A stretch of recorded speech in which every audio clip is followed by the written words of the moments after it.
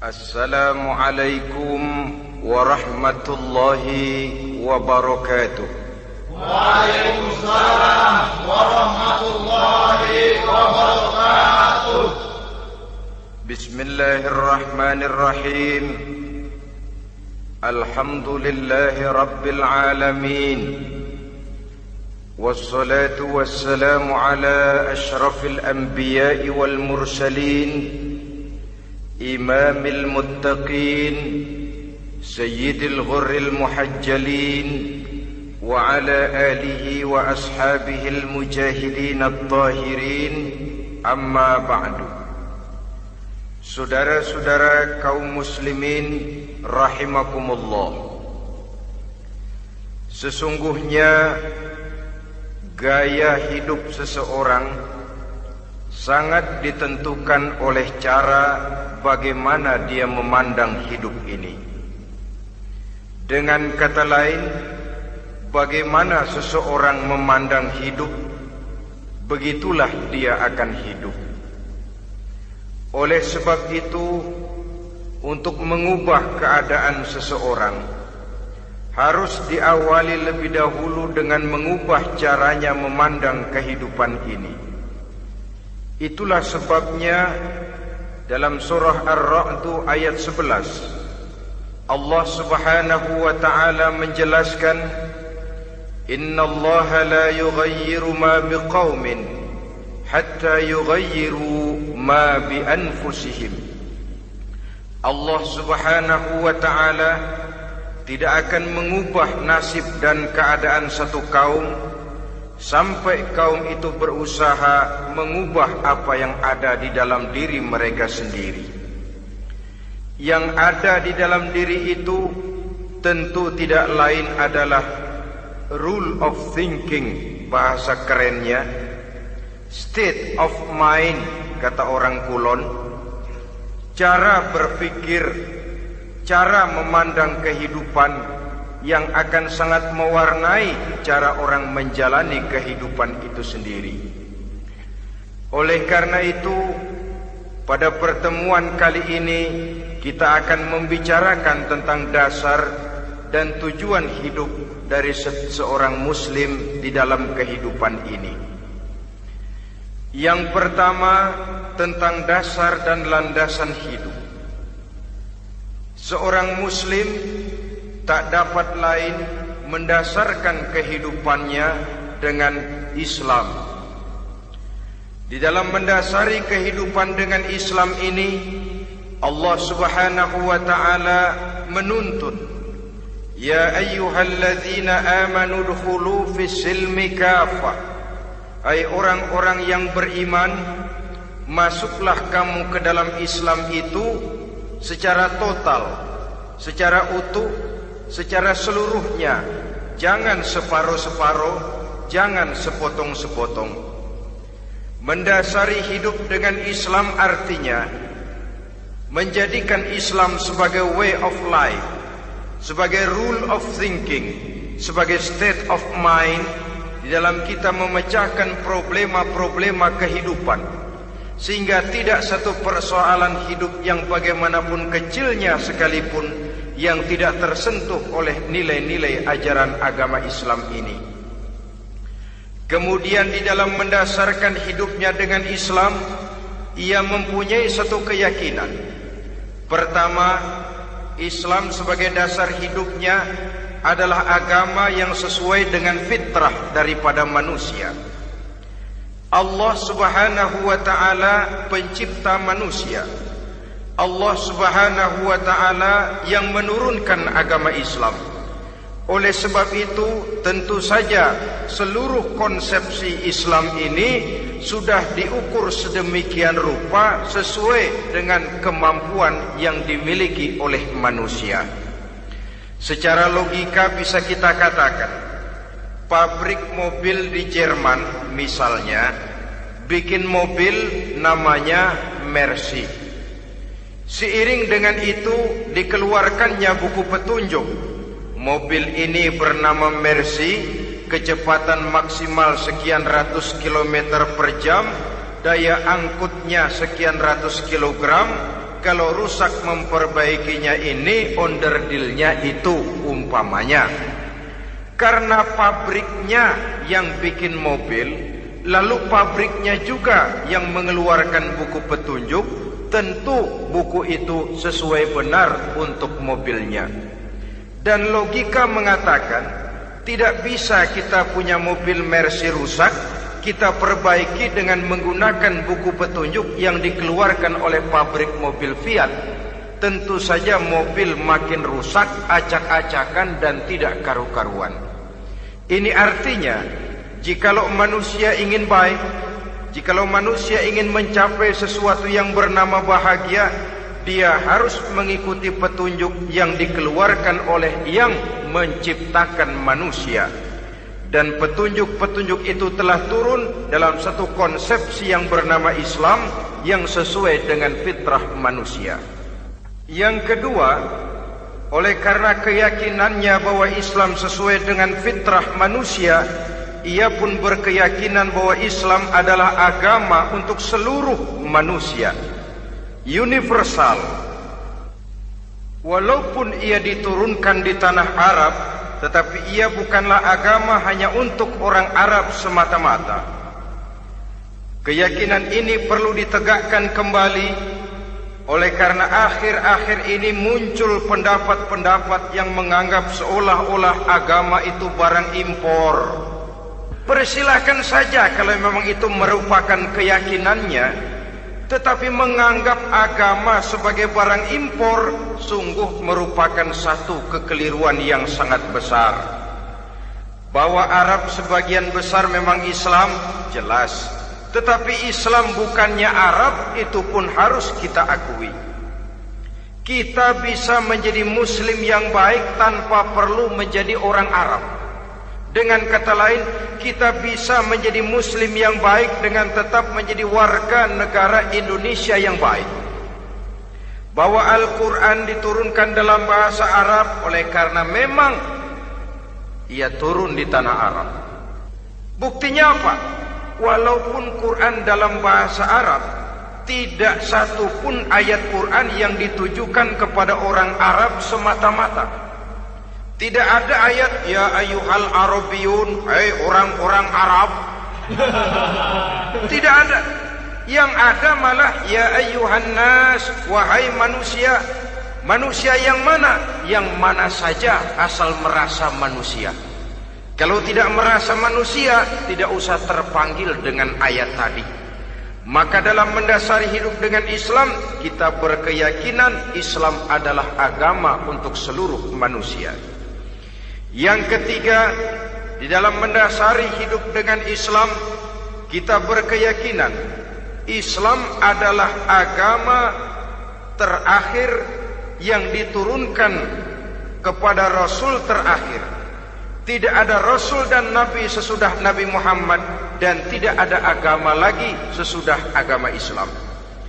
Dasar-dasar keyakinan ini melembaga dalam pribadi kita, membentuk satu keyakinan yang mendasari kehidupan ini, sehingga tidak satu problema yang bagaimanapun kecilnya dalam kehidupan yang tidak tersentuh oleh nilai-nilai Islam. Sejak kita tidur sampai kita bangun tidur, bahkan tidur itu sendiri, dan seluruh kegiatan kehidupan yang kita laksanakan dalam 24 jam, tidak satu pun yang tidak tersentuh oleh nilai-nilai Islam.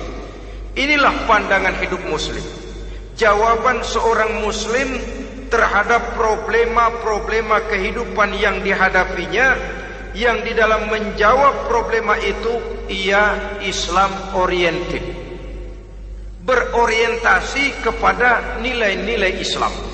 Apa kata Islam tentang pekerjaan yang dihadapinya? Halal kata Islam, halallah dia katakan. Haram kata Islam, haram dia katakan. Islam oriented. Barometer dalam perbuatannya tidak lain daripada nilai-nilai Islam itu sendiri. Dan kemudian di dalam mendasari kehidupan dengan Islam, ia berkeyakinan Islam adalah satu-satunya agama yang benar. Bahasa kerennya, Islam is the single one, the true religion behind the God. Satu-satunya. Keyakinan ini kelihatannya subjektif, tapi memang inilah pokok daripada kehidupan beragama.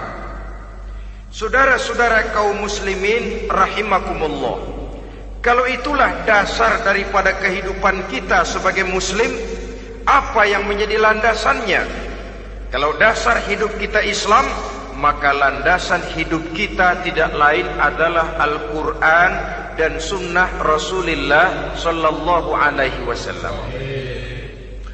Dunia penuh dengan orang-orang besar, dan setiap orang-orang besar itu mempunyai ajaran-ajaran yang pernah jaya, pernah dikumandangkan, didengung-dengungkan, naik ke panggung sejarah untuk kemudian tenggelam. Satu ajaran hanya akan langgeng, satu ajaran hanya akan tahan lama apabila dia turun dari sumber yang serba maha. Kalau dia turun dari manusia, maka sifatnya hanya musim. Yang namanya musim, saudara-saudara, namanya musim tidak bisa dilarang, tapi kalau sudah selesai habis sendirian. Itu musim namanya. Musim rambutan. Kalau datang musim rambutan, apa bisa dilarang? Gak boleh musim rambutan. Ya tidak bisa, dia akan tumbuh terus. Tapi manakala musimnya habis. Begitulah nasib dari ajaran yang nisbi, relatif dan temporer apabila dia bersumber dari manusia. Maka satu ajaran hanya akan langgeng, tahan lama apabila dia turun dari sumber yang serba maha. Dan itu sudah turun bernama Al-Quranul Karim. Sedangkan sunnah, saudara-saudara, merupakan penjelasan dari apa yang oleh Quran tidak dijelaskan dalam bentuk yang detail, melengkapi apa yang oleh Al-Quran hanya disebutkan dalam bentuk garis besarnya saja. Baik Quran maupun sunnah kita sebut merupakan dasar, landasan yang primer. Sedangkan untuk memahami Quran dan sunnah, kita memerlukan pendapat-pendapat orang yang ahli di bidang itu. Dalam hal ini kita sebut saja dengan ulama. Dan ini merupakan sumber yang sekunder dari landasan hidup kita sebagai seorang muslim. Dua rel ini, Quran dan sunnah, merupakan landasan di mana kereta api Islam ini berjalan. Quran dan sunnah. Saudara-saudara kaum muslimin rahimakumullah, oleh karenanya marilah kita menjadikan Quran dan sunnah ini sebagai imam di dalam kehidupan kita. Bukankah Rasulullah sallallahu alaihi wasallam pernah memberikan pilihan, man ja'alal Qur'ana amamahu qadahu ilal jannah wa man ja'alal Qur'ana khalfahu saqahu ilan nar. Siapa yang meletakkan Quran di depannya, dijadikannya Quran sebagai imam dan dia sebagai makmum, maka Al-Quran akan membimbing dia ke surga. Ya, surga di dunia ini, lebih-lebih lagi surga di akhirat nanti. Sebaliknya, وَمَنْ جَعَلَ الْقُرْآنَ خَلْفَهُ, siapa yang meletakkan Quran di belakangnya, dia belakangi ajaran dan konsepsi Al-Quran, dia tinggalkan perintah-perintah Al-Quran, maka Al-Quran yang dibelakanginya itu akan mendorong dia ke neraka. Neraka dunia, lebih-lebih neraka di akhirat nanti. Pilihan terserah kita. Jikalau kita mau menjadikan Quran sebagai imam, artinya kita menjadi makmum. Resikonya dimanapun, makmum wajib ikut imam. Imam takbir, makmum takbir, imam ruku, makmum ruku, imam i'tidal, makmum i'tidal. Jikalau Quran imam kita dan kita adalah makmum, maka itu berarti jikalau ke barat komando Quran, ke barat kita pergi. Jikalau ke timur kata Quran, ke timur kita menuju. Jikalau halal kata Quran, halal kita katakan. Jikalau haram kata Quran, haram kita ucapkan. Itu resikonya kita menjadi makmum, menyusun pola hidup yang lebih Qurani. Tapi sebaliknya, ke barat komando Quran, ke timur kita pergi. Ke utara kata Quran, ke selatan kita menuju. Halal kata Quran, malah kita tidak mau melaksanakannya. Haram kata Quran, kita senang bukan main. Artinya kita mau menjadi makmum, dan Quran kita jadikan sebagai makmum, kita sendiri malah mau menjadi imam. Kita paksa konsepsi Al-Quran itu supaya sesuai dengan naluri kemanusiaan kita. Mengotak-atik hukum, menghalalkan yang haram, mengharamkan yang halal. Dikala itu landasan hidup kita sudah goyah, tidak lagi sebagai landasan tempat kita bertolak, tetapi malah menjadi satu landasan yang kita injak-injak. Sesungguhnya saudara-saudara, Quran tidak akan membawa berkah, tidak akan menjadi rahmatun wa syifaun lil mu'minin, menjadi penyembuh, menjadi rahmah bagi orang-orang beriman, apabila yang kita baca itu kita injak-injak di dalam kehidupan. Upaya menyusun hidup yang lebih Qurani ini seiring dengan usaha kita menjadi warga negara yang baik. Yang saya katakan di awal tadi, tidak saling dan tidak harus saling bertentangan. Jadi dengan demikian, dasar hidup kita sebagai muslim adalah Islam, dan landasan hidup kita tidak lain adalah Al-Quran dan sunnah Rasulullah sallallahu alaihi wasallam. Ini landasan tempat kita bertolak. Ini yang mewarnai gaya kehidupan kita. Apapun yang mau kita lakukan, tempat kita bertanya lebih dahulu Quran dan sunnah. Saya mau melakukan pekerjaan ini, apa kata Quran? Saya mau pergi ke tempat ini, apa kata Quran? Saya mau berusaha dengan mengerjakan perusahaan ini, apa kata Quran? Merupakan landasan daripada kehidupan kita.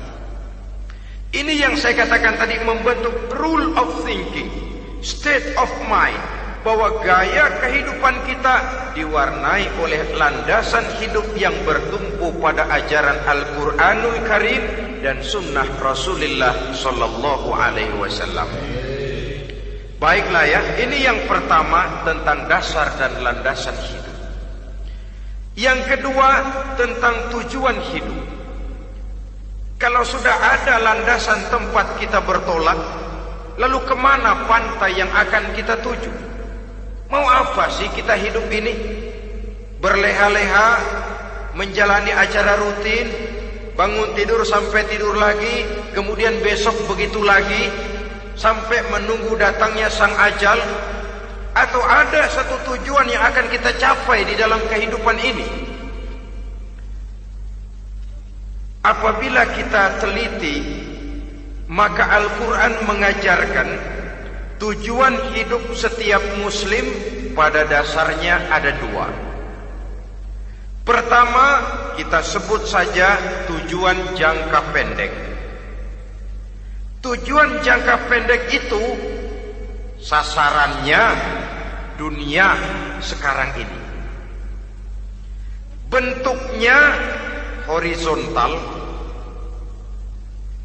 Targetnya agar setiap pribadi muslim menjadi rahmatan lil alamin, rahmah bagi lingkungannya.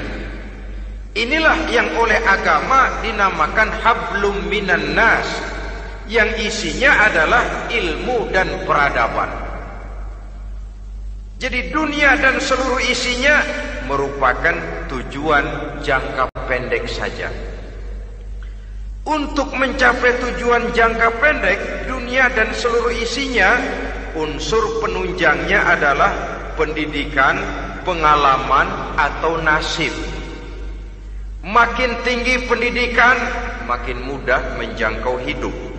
Makin banyak pengalaman, makin mudah menguasai dunia. Atau karena faktor nasib, pendidikannya tidak seberapa, pengalaman pun kadang-kadang dangkal, tapi karena nasibnya lagi hoki, kata orang sekarang, nasibnya lagi bagus, dia naik ke panggung memegang peranan. Faktor yang namanya nasib ini ada, tapi tidak bisa dijadikan sandaran. Untuk menjangkau dunia dan seluruh isinya, unsur penunjangnya pertama pendidikan, yang kedua pengalaman, yang ketiga faktor nasib.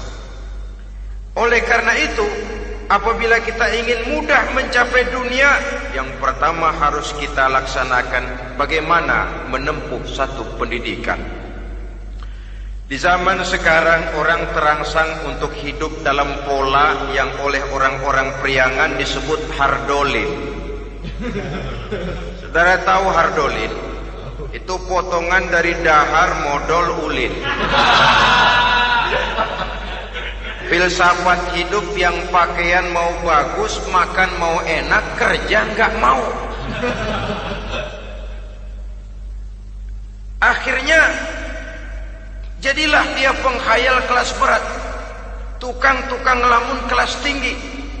Tiap hari kegiatannya ya cuma tidak terlepas dari tiga kriteria itu. Hardolin.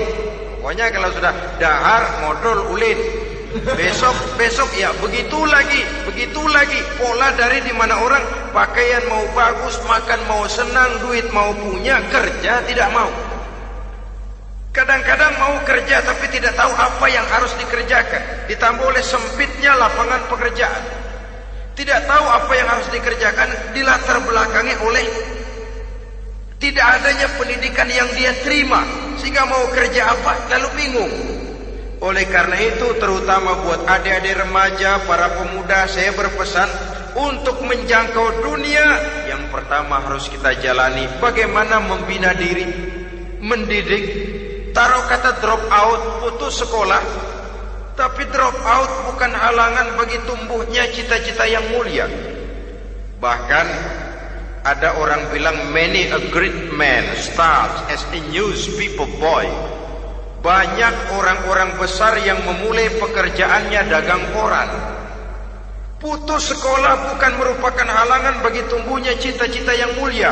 Dan tidak sedikit orang-orang besar yang tidak keluaran perguruan tinggi. Tidak sedikit orang-orang besar yang tidak merupakan produk dari perguruan tinggi tertentu, tapi kerajinannya belajar, banyak membaca, banyak bergaul, autodidak.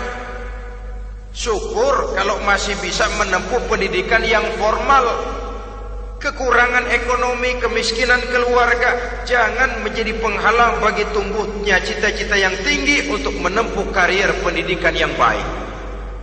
Ini memang pahit, tapi bagaimanapun kata orang, lebih baik makan singkong beneran daripada makan roti ngimpi. Artinya jikalau memang perlu, lebih baik sekolah sambil dagang koran, nyemir sepatu, parkir mobil, daripada hardolin itu tadi. Tanpa prospek hari depan yang ada artinya. Dan pendidikan memang merupakan sesuatu yang baik, tapi tanpa ini rasanya kita akan sulit untuk menjangkau dunia, tersisih di pojok-pojok kehidupan. Jangan lalu bilang, manusia kan rezekinya sudah dijamin oleh Allah, ayam saja ada rezekinya. Of course. Tapi jangan lupa, cara ayam cari rezeki dengan cara manusia cari rezeki lain. Kalau ayam cari rezeki dari tahun atu, modalnya cuma ceker sama patok kalau ayam mah.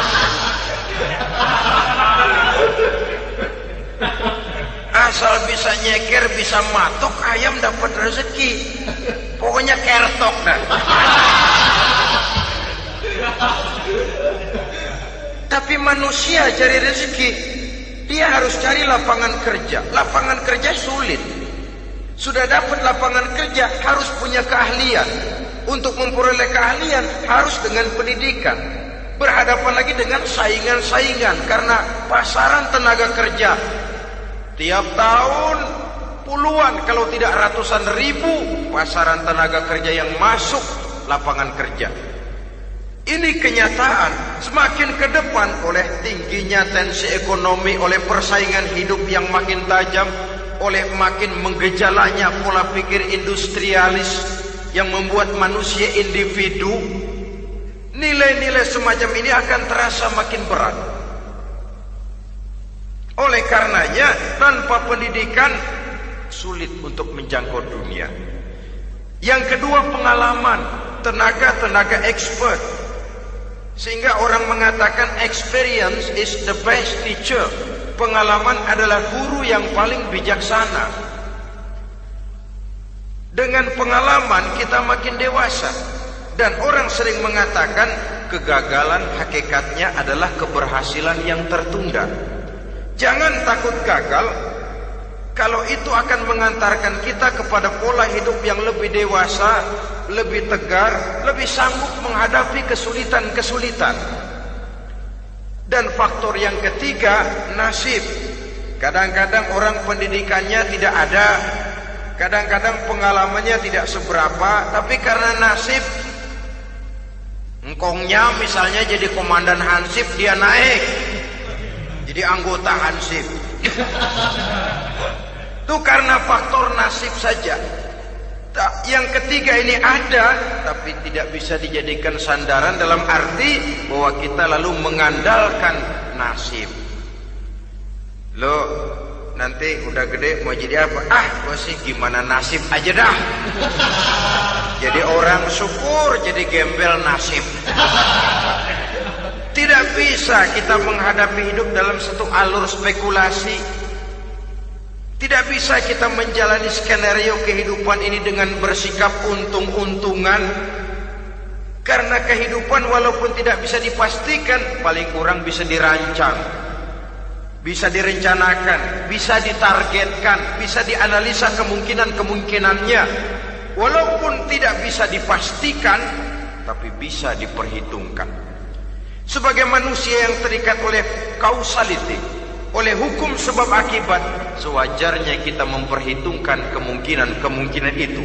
Kira-kira 5, 10, 15 tahun yang akan datang, sejauh mana kesulitan-kesulitan dalam kehidupan ini, sejauh mana persaingan dalam hidup, sejauh mana tenaga kerja dibutuhkan, sejauh mana keahlian dan skill menunjang ke arah itu. Kalau tidak, kita akan tersisih di sudut-sudut kehidupan untuk lebih banyak jadi penonton daripada menjadi pemain.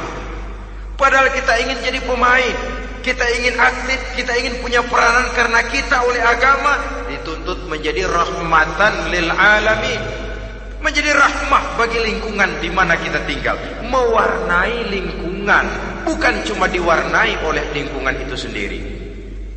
Itu tadi tujuan jangka pendek sebagai tujuan yang pertama. Yang kedua, tujuan jangka panjang. Tujuan jangka panjang ini sasarannya adalah akhirat. Bentuknya vertikal, targetnya adalah mardotillah atau ridho daripada Allah. Dan ini yang oleh agama dinamakan dengan hablum minallah, tali vertikal yang menghubungkan manusia langsung dengan Tuhannya. Untuk mencapai tujuan jangka panjang akhirat ini, unsur penunjangnya adalah prestasi ibadah. Kalau untuk tujuan jangka pendek, dunia dan seluruh isinya, pendidikan, pengalaman, dan nasib memegang peranan yang sangat penting, maka untuk akhirat, pendidikan, pengalaman, nasib tidak punya pengaruh banyak. Unsur penunjangnya adalah prestasi ibadah. Bagaimanapun tinggi pendidikan, bagaimanapun banyak pengalaman, tanpa prestasi ibadah, nol besar kita dalam pandangan Allah Subhanahu wa ta'ala.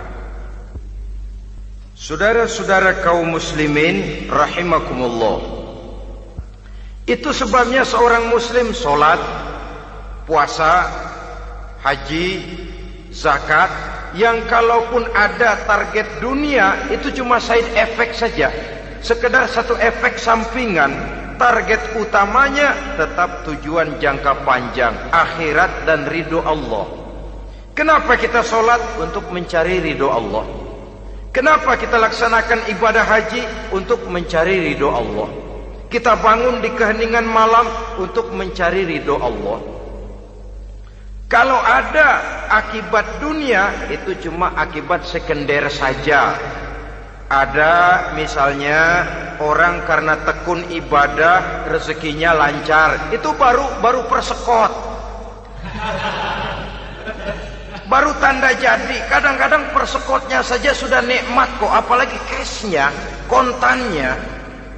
Sebaliknya kalau ada orang rajin ibadah rezekinya seret, jangan jadi alasan. Kok lu nggak sembahyang? Alah, tetangga gua rajin sembahyang melarat terus. Ya memang sholat itu bukan dengan target dunia, target akhirat, saudara-saudara. Oleh sebab itu, seorang muslim adalah seorang yang berpandangan luas, berjiwa lapang. Maksudnya apa? Tujuan jangka pendek dan jangka panjang ini harus dia raih kedua-duanya. Ini yang oleh Al-Quran diajarkan agar setiap muslim mencapai fid dunya hasanah wa fil akhirati hasanah. Kebaikan di dunia, kebaikan di akhirat, itu arti hasanah. Jangan macam orang dulu, punya istri dua pergi haji. Yang satu yang muda istrinya namanya Hasanah, yang satu namanya Khadijah. Waktu tawaf keliling Ka'bah, si suami ini nggak bisa doa apa-apa kecuali Rabbana Atina itu. Tiap putaran Rabbana Atina fid dunya hasanah wa fil akhirati hasanah. Putaran kedua Rabbana Atina fid dunya hasanah wa fil akhirati hasanah. Ini istri tuanya yang namanya Khadijah dengerin aja. Akhirnya di satu saat dia colek suaminya, "Bang, mentang-mentang Hasanah bini muda disebutin melulu. Saya dong disebutin dalam doa." "Iya deh, ntar putaran selanjutnya." Suaminya blow on juga. Putaran kedua dia baca Rabbana Atina fid dunya hasanah wa fil akhirati Khadijah.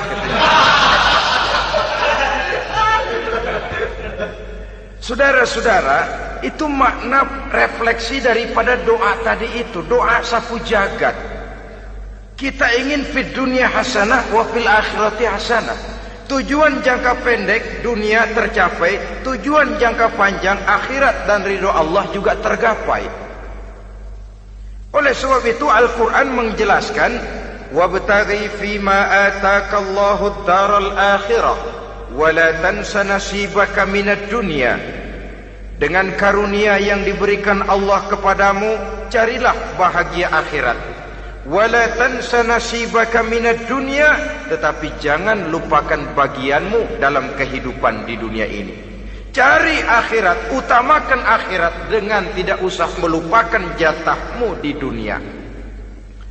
Kenapa saya katakan seorang muslim berjiwa besar? Sebab andai kata dia gagal mencapai tujuan jangka pendek, andai kata dia gagal di dunia, dan dia oleh Islam diajarkan jangan sampai gagal, tapi andai kata dia gagal, dia masih punya tujuan jangka panjang, akhirat dan ridho Allah. Dia masih bisa menghibur diri, biarlah di dunia kita sederhana, bahkan biarlah susah di dunia, asal di akhirat kita bahagia. Orang yang tidak punya pandangan hidup semacam ini, surgalah dunia ini, segalanya telah tertumpu di sini. Bila umurnya selesai, ajalnya datang, selesai sudah, surganya sampai di situ, dan dia tidak punya pengharapan lain di belakang itu. Maka seluruhnya bertumpu pada kehidupan di dunia, padahal dunia seperti air laut, makin diminum makin haus, makin kering tenggorokan. Dunia yang diperturutkan menyeret manusia ke dalam lingkaran setan, terjebak dalam sifat yang namanya tamak bin rakus alias serakah.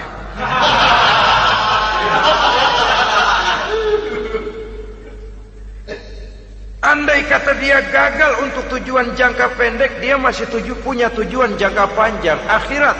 Dia masih sanggup berkata, biar di dunia kita sederhana, bahkan biar kebelangsak sengsara susah di dunia, asal di akhirat kita bisa bahagia. Kan masih ada harapan. Yang paling bangpak, paling rusak betul, sudah di dunia sengsara, di akhirat celaka. Di dunia rumahnya gubuk, pinggir kali miring,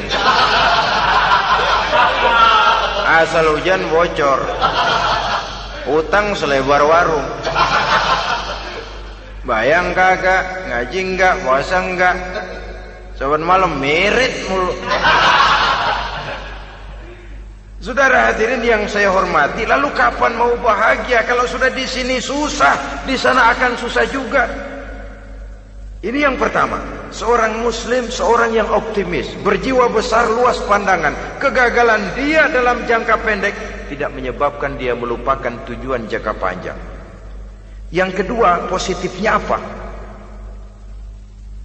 Cara dia mencapai tujuan jangka pendek diwarnai oleh keyakinan adanya tujuan jangka panjang. Dia memang benar cari harta, tapi karena dia yakin ada akhirat, Allah ridho apa tidak. Ini positifnya. Saya memang cari duit, tapi dengan cara ini Allah ridho apa tidak.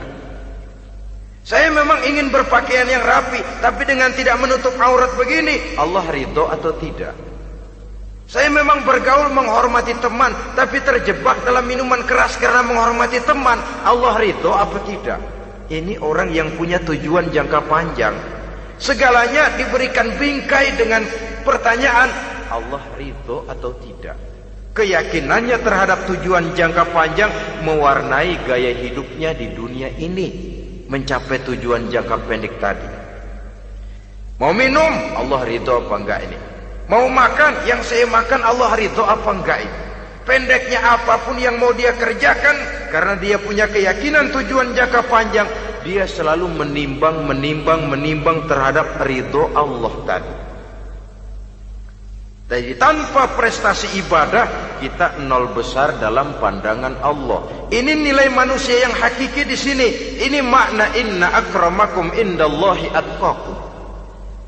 Di akhirat nanti kan tidak pernah akan disidang, kamu pendidikan setinggi apa?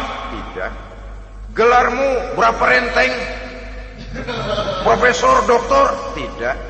Akhirat hanya menyidang kau sholat atau tidak, kau puasa atau tidak, kau zakat atau tidak. Diberikan kamu harta yang banyak, dari mana kau dapat, kemana kau belanjakan. Prestasi ibadah itu yang ditanya. Setinggi apa pendidikan, sebanyak apa pengalaman, no problem, tidak jadi masalah di akhirat itu. Prestasi ibadah itu yang akan kita persembahkan di hadapan Allah. Itu makna inna akramakum indallahi atqakum. Kerbau dinilai dari dagingnya, makin gemuk makin mahal harganya. Tapi ada perkutut lebih mahal dari kerbau. Perkutut itu mahalan mentahnya loh daripada matangnya. Karena harga perkutut pada suaranya. Lalu di mana harga manusia yang paling gemuk? Tidak. Suaranya, oh kalau manusia dinilai dari suaranya, barangkali Madonna nomor awal masuk surga. Hanyalah dengan prestasi ibadah kita bisa mencapai tujuan jangka panjang, akhirat dan ridho Allah. Nah baiklah ya, kalau sudah jelas bahwa kita punya dua tujuan jangka hidup, jangka pendek dan jangka panjang, bagaimana Islam mengajarkan kita meraih dua ini? Pada prinsipnya Islam mengajarkan sistem keseimbangan. Dalam berbagai aspek kehidupan, keseimbangan ini nampak dengan nyata diajarkan oleh agama kita. Seperti ayat yang saya bacakan tadi. Dengan karunia yang diberikan Allah kepadamu, cari negeri akhirat, tapi jangan lupakan bagianmu di dunia ini. Dalam bentuk yang lebih nyata, bekerjalah untuk duniamu seolah kau akan hidup buat selamanya, tapi bekerjalah buat akhiratmu seolah kau akan mati besok. Manifestasinya dalam kehidupan, misalnya orang kaya diperintah membantu yang miskin, tapi orang miskin dianjurkan berusaha. Jangan mengandalkan hidup kepada yang kaya, seimbang. Kamu kaya, betul Pak, bantu yang miskin. Kamu miskin, iya Pak, berusaha, seimbang. Tuan rumah diwajibkan menghormati tamu, tamu diwajibkan tahu diri, seimbang. Jadi bagaimana kalau sudah kita bekerja di sawah, di ladang, di pasar, di kantor, anggap kita akan hidup selamanya agar timbul gairah kerja. Tapi kalau sudah sholat, anggap kita akan mati besok supaya timbul khusyuknya. Nah, titik tekannya di mana? Stresnya itu. Walaupun Islam mengajarkan sistem keseimbangan, tapi Al-Quran tetap menggarisbawahi walal akhiratu khairul laka minal, bahwa bagaimanapun seimbangnya, akhirat itu lebih utama daripada dunia. Bagaimana implementasinya? Kata orang-orang tua, kalau kita menanam padi, rumput pasti tumbuh, tapi nanam rumput jangan mimpi tumbuh padi. Maksudnya apa? Kalau satu perbuatan kita niatkan karena Allah, dunianya pasti ikut. Tapi kalau satu perbuatan diniatkan karena dunia semata-mata, akhirat akan hilang. Sebab itu, biasakanlah berbuat sesuatu, baik untuk tujuan jangka pendek, lebih-lebih untuk tujuan jangka panjang, dengan motif lillahi ta'ala. Jadi saya ulangi, satu perbuatan kalau sudah diniatkan karena Allah, dunia biasanya ikut. Tapi kalau diniatkan karena dunia semata-mata, akhirat akan luput. Padahal itu titik tekannya, walal akhiratu khairul laka minal ula. Saudara-saudara kaum muslimin rahimakumullah, ini tujuan hidup. Jadi landasan tempat kita bertolak sudah jelas, pantai yang akan kita tuju dalam kehidupan ini juga sudah nyata. Kita ingin mencapai apa yang dinamakan fid dunya hasanah wa fil akhirati hasanah. Untuk itu perlu ada keseimbangan, tetapi titik tekannya tetap akhirat lebih utama daripada kehidupan dunia ini. Sekarang kalau sudah ada dasar hidup, sudah ada tujuan yang akan kita capai, tentu harus ada alat untuk mencapainya. Semuanya perlu sarana.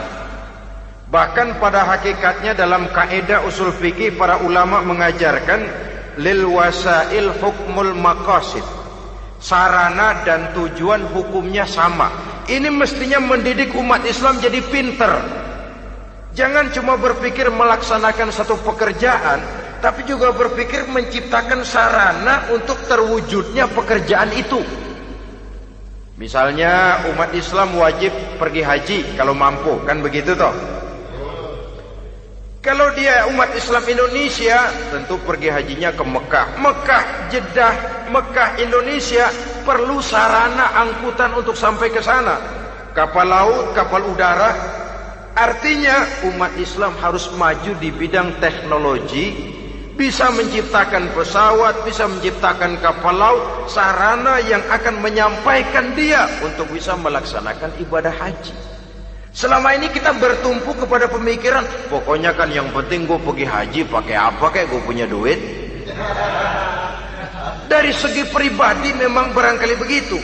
Tapi sebagai umat yang harus mencapai kemajuan, apabila diperintahkan melaksanakan sesuatu, kita pun hakikatnya dituntut menciptakan sarana untuk menunjang pelaksanaan sesuatu itu sendiri. Agama mengajarkan an-nazafatu minal iman, kebersihan sebagian daripada iman. Siapa yang menciptakan mesin cuci?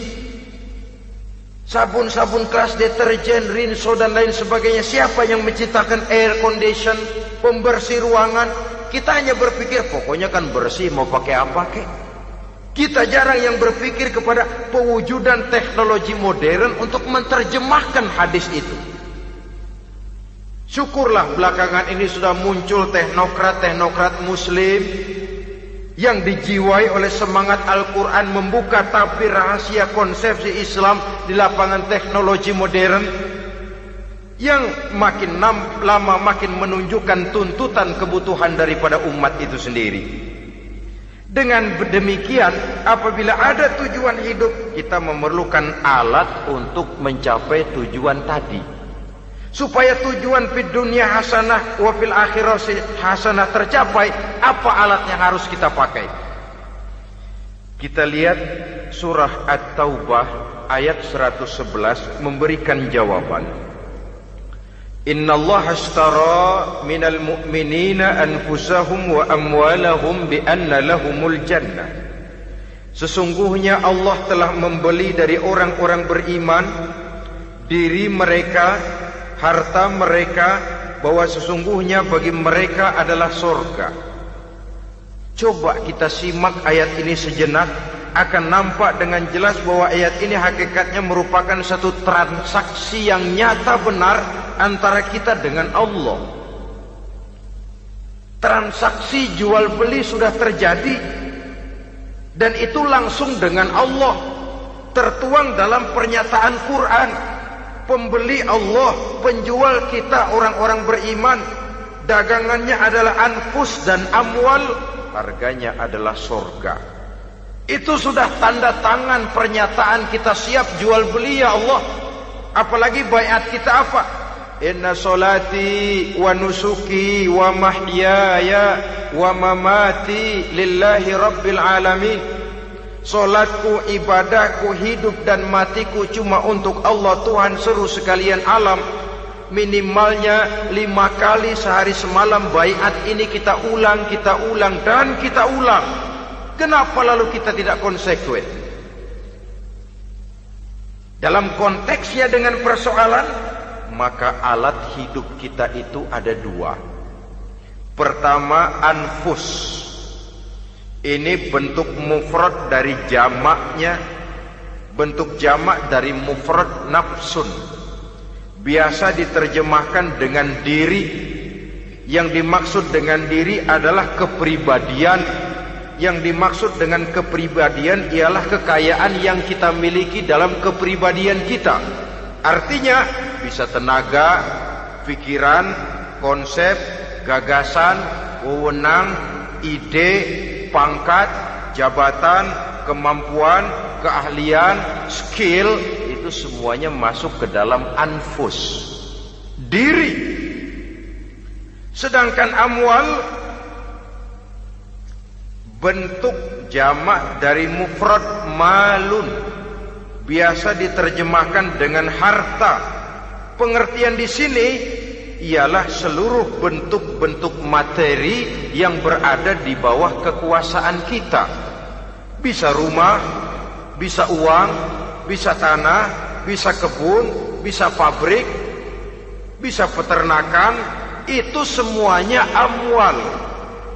Nah, baik anfus maupun amwal, diri, tenaga kek, pikiran kek, harta kek, pangkat kek, jabatan kek, wewenang kek, keahlian kek, untuk tujuan jangka pendek harus jadi rahmah bagi lingkungan. Untuk tujuan jangka panjang harus menunjang jalan menuju ridho Allah. Jadi kalau pangkat kita menjauhkan kita dari ridho Allah, itu bukan nikmat tuh, azab. Punya pangkat bukan melakukan kebaikan, malah melakukan kejahatan, setidak-tidaknya berdiri di belakang kejahatan, melindungi perbuatan-perbuatan munkar, Dalam kelas kakap melindungi korupsi, dalam kelas teri jadi backing tukang koprok. Umpamanya itu sudah menyalahi. Alat tidak digunakan untuk mencapai tujuan. Itu untuk tujuan jangka pendek. Lalu amwal, harta, uang, tanah, rumah, kebun untuk tujuan jangka pendek harus menjadi rahmah bagi lingkungan. Sedang untuk tujuan jangka panjang, baik diri maupun harta harus menunjang jalan menuju ridho Allah, harus meningkatkan prestasi ibadah kita kepada Allah Subhanahu wa ta'ala. Malah yang namanya amwal ini tanggung jawabnya lebih berat loh saudara. Kalau saudara diberikan ilmu, sidang akhirat cuma satu. Ilmumu kau amalkan untuk apa? Saudara diberikan umur panjang, pengadilan akhirat cuma bertanya satu, umurmu kau habiskan di mana? Tapi saudara diberikan harta, pertanyaan akhirat dua, hartamu kau dapat dari mana? Kau belanjakan kemana? Dari mananya dan kemananya ditanya, depan belakang. Wah, kadang-kadang kan ada orang hartanya didapat dari jalan yang halal, dibelanjakan di jalan haram. Kerja peras keringat banting tulang setengah mati, begitu dapat duit beli buntutan, muter-muter kertas cari kode. Didapat dari jalan halal, dibelanjakan di jalan haram. Atau didapat dari cara yang haram, dibelanjakan di jalan yang baik. Menang judi, nyumbang pesantren. Nabi mengajarkan innallaha thayyibun la yaqbalu illa thayyib. Allah itu baik dan hanya menerima yang baik-baik saja. Tidak bisa mencuci kain dengan air najis. Kain akan tetap kotor. Saudara-saudara kaum muslimin rahimakumullah. Oleh karenanya masalahnya terpulang kepada kita, pandai-pandailah membagi orientasi. Suatu saat tenggelam kita dalam kesibukan dunia dan seluruh isinya untuk mencapai tujuan jangka pendek. Lain saat tenggelam kita memfanakan diri untuk mencapai tujuan jangka panjang, akhirat dan ridho Allah. Karena kehidupan ini bukan berjalan tanpa batas. Umur ini bukan satu karunia tanpa pertanggungan jawab. Satu saat setuju atau tidak, rela atau terpaksa, kita akan sampai kepada garis finish daripada perjalanan kehidupan dunia ini. Yang memang merupakan satu perjalanan panjang, a walking tall. Kata orang Kulon, a walking tall, satu jalan yang demikian jauhnya. Entoh kita akan sampai ke garis finish. Bila datang ajal, senja kehidupan datang, malam menyelimuti. Datangnya tidak pernah kita sangka, tapi sekali dia datang, tidak satu kekuatan yang bisa menolak. Kehadirannya tidak pernah kita harapkan, tapi satu kali dia datang bertamu, pasti terjadi. Dan itu pasti akan kita temui. Alangkah malangnya pada saat kembali itu datang, kita tidak punya prestasi ibadah. Lalu apa artinya prestasi dunia? Apa artinya tujuan jangka pendek kalau kita harus kehilangan tujuan jangka panjang? Rumah kita yang besar, pangkat kita yang tinggi, harta kita yang banyak, bisakah menolong kita untuk kalau sudah kumpul di padang mahsyar nanti? Malaikat, jangan gebugin saya, rumah saya harga 2 miliar.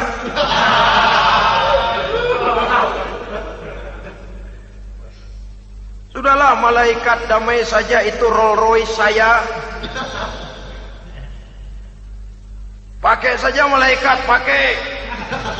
Kata malaikat, gue budak, gue gak butuh gituan. Hanya prestasi ibadah yang bisa menyelamatkan kita pada kondisi semacam itu. Jadi oleh karena itu saudara-saudara, biar di dunia ini rumah kita besar, mobil bagus, uang banyak, pabrik ada, usaha lancar asal di akhirat masuk surga aja. Gak apa-apa. Daripada di dunia sengsara, di akhirat neraka, senangnya kapan? Sudah di sini sengsara, di sana kebelangsak. Itu yang orang-orang tua bilang lacur kuda namanya. Pelan dipecut, kenceng digentak, setengah mati, serba salah. Kuda kalau bisa ngomong, gue setengah mati, serba salah. Pelan dipecut, kekencengan ditarik, itu yang namanya lacur kuda begitu. Serba salah posisinya. Untuk itu, pandai-pandailah membagi orientasi. Supaya tercapai tujuan ideal ini, fid dunya hasanah wa fil akhirati hasanah. Ini tentang tujuan hidup. Nah, untuk mencapai tujuan ini, kita tidak berjalan sendiri. Kita perlu teman hidup. Di samping teman hidup, ada pula lawan hidup. Siapa teman hidup kita untuk mencapai tujuan hidup ini? Dalam arti sempit, teman hidup kita suami istri yang taat kepada Allah. Suami istri lebih dari sekedar satu pasangan, juga saling melengkapi, merupakan bagian daripada kehidupan. Suami adalah teman istri, istri adalah teman suami untuk mencapai tujuan hidup tadi. Mencapai fid dunya hasanah wa fil akhirati hasanah. Seiring, seirama, selaras, serasi, seimbang, kata orang sekarang. Teman dalam arti sempit. Adapun teman dalam arti luas, setiap orang yang pandangan hidupnya sama dengan kita. Setiap orang yang akidahnya sama dengan kita. Terlepas dari suku bangsa apapun, warna kulit apapun, bahasa apapun. Jikalau keyakinannya sama, pandangan hidupnya sama, dia adalah saudara kita dalam artian yang luas. Islam tidak kenal teritorial. Maka tidak ada itu Islam Jepang. Ya walaupun secara formalnya ada, tapi informal muslim adalah muslim, diikat dengan akidah. Itu teman hidup. Lalu lawan hidup siapa? Pertama iblis.